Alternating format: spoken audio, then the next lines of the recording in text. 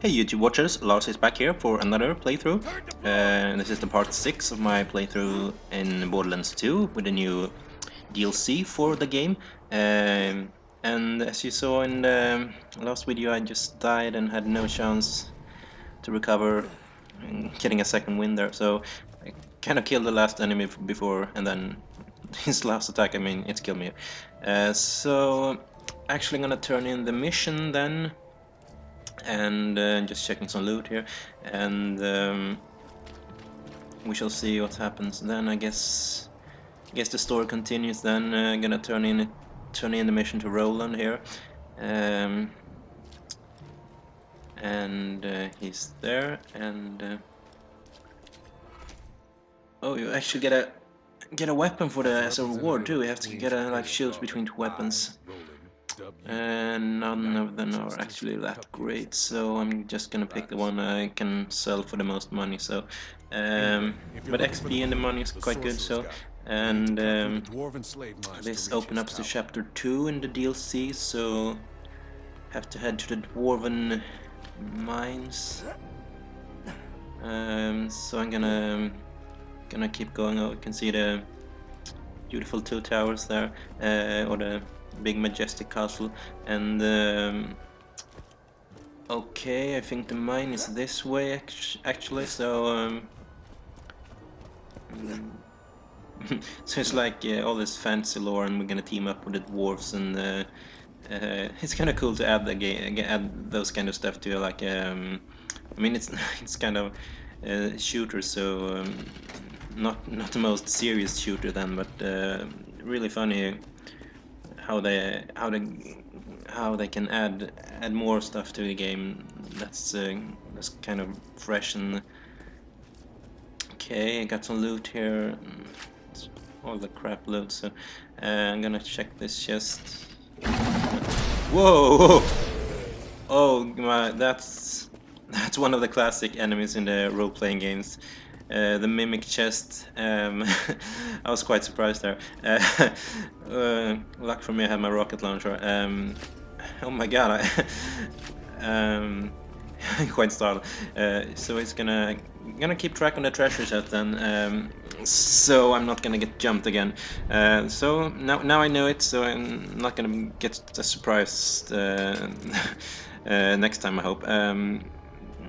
Oh, those chests are always placed in I mean, in some games you really can sniff them out, and you can actually see where they are. But I wasn't expecting this in this game, so maybe I should have played a serious role-playing game before trying this DLC. I mean, so I had some fresh memories from all the fancy stuff and all the classic things in RPGs. So then okay, some small red baby dragons here. Oh, challenge complete. First row die, I think it's called. Oh, that's a serious. That's just I think it's I don't actually know the word, but I think it's called something like to do with Skyrim, since the main character in the game uses his voice to. I don't want to do a shouting voice dragon shout here in the YouTube, so maybe later. I can't. I really can't do it. But those words, Fusro Da, I think it's Fusro Da in the Skyrim, so it's some kind of reference there to Skyrim, and that's one of the things in this game. There's many references to other games, to other fun things. I've heard about. I have tried it out too, and there's like a serious reference to Teenage Mutant Ninja Turtles and many stuff like that. So it's actually really funny. Just how all the small things in the game can make the game more appealing to everyone. So fighting some dragons here. Those dragons are kind of hard to hit in the air. I think, anyway, at least with my aim.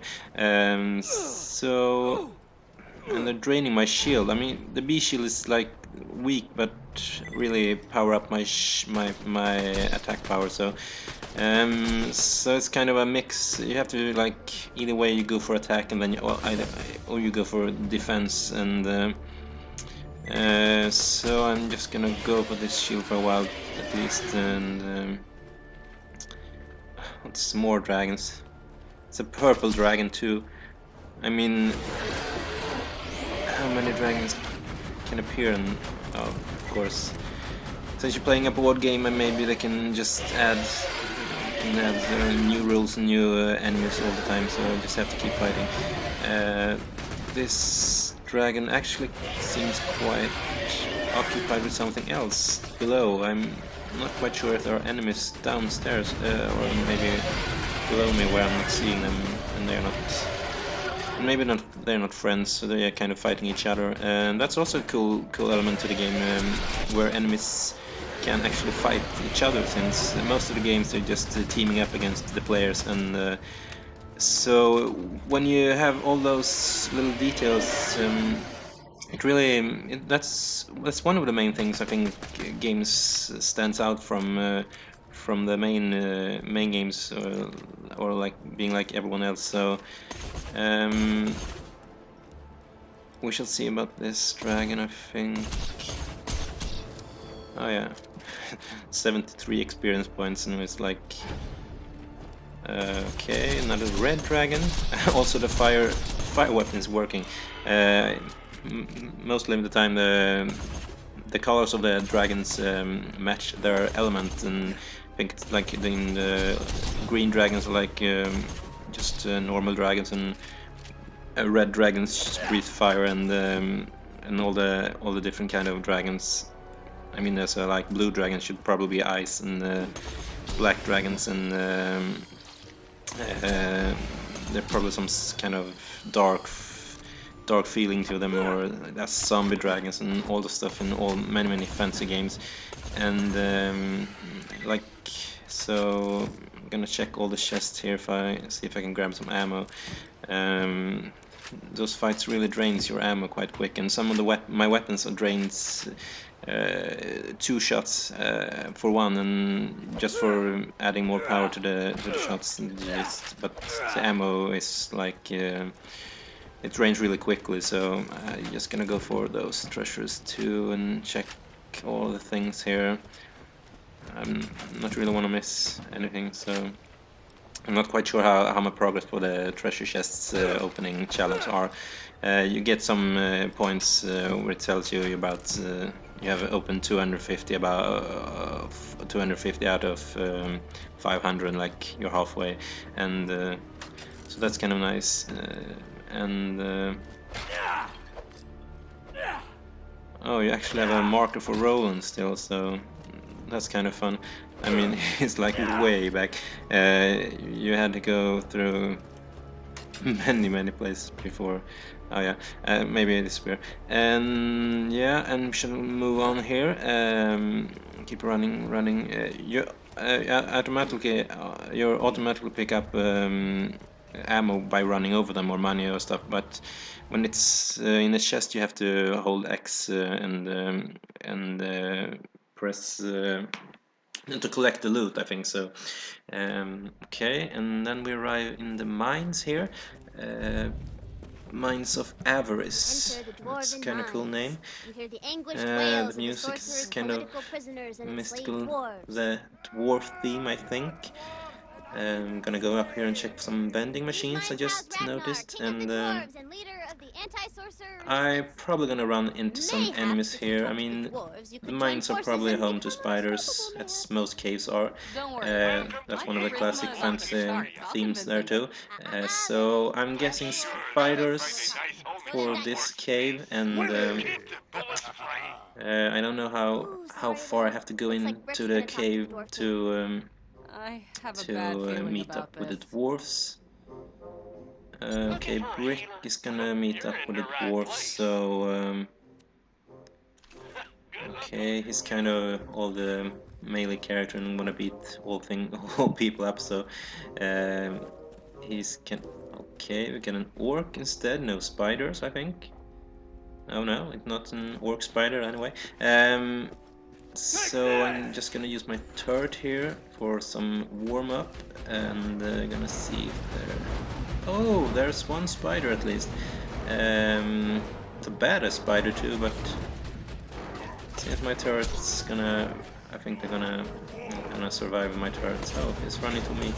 I actually dodged my bullets there. They're kind of cool too. They keep on charging, and when you try to aim for them, it just evades, like throwing the shot to the sides, and that's kind of cool too. So you have to really think when you play. You have to pace your shot and aim careful as you just hit the enemies or stuff like that.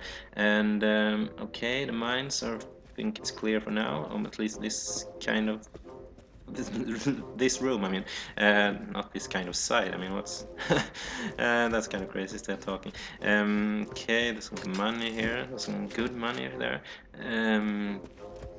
All this, I always like when there's a big piles of money and you can just. I mean, in the start of the game, there's like you collect one. I think the currency is dollars. I'm not quite sure. And then you just collect $1 and stuff like that. So I mean, then as the enemies grow stronger, the money grows too. So okay.